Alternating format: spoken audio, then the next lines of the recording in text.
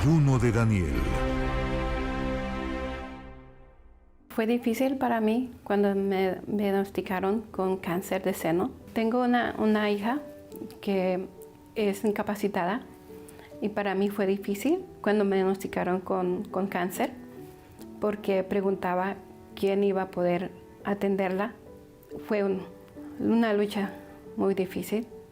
Durante esa época sí tuve depresión. Pensé en hacer cosas que no lo imaginaba. Yo pensaba hacerme daño. En el momento que sí toqué fondo fue cuando me empezaron a hacer radiación. Es muy doloroso. Eso fue lo que más me tumbó. Yo fui invitada por una amiga. Sentía que aquí iba a haber algo, que algo me iba a pasar diferente. Empecé a usar el agua consagrada. Empecé a mirar resultados hasta que me comentaron que sí me hicieron cirugía y todo, ya después me dijeron que todo estaba bien. Con el tratamiento del agua, que ya no tenía nada de cáncer. Ya después de que ya fui curada, mi deseo era buscar el Espíritu Santo.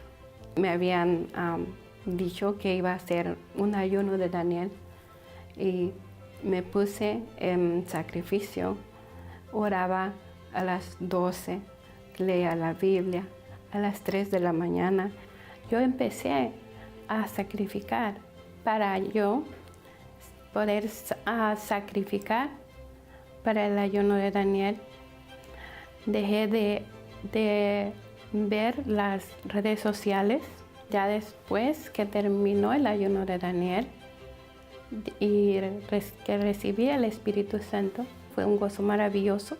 Tengo para agradecerle a Dios es tener su espíritu y que fui curada de cáncer y me dio más fuerzas. Era una felicidad grande porque ya podía cuidar de mi hija y podía atenderla yo misma y no preocuparme con que alguien más la iba a cuidar.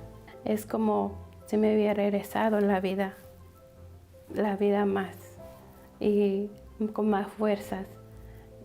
Empecé a tener más comunión con Dios.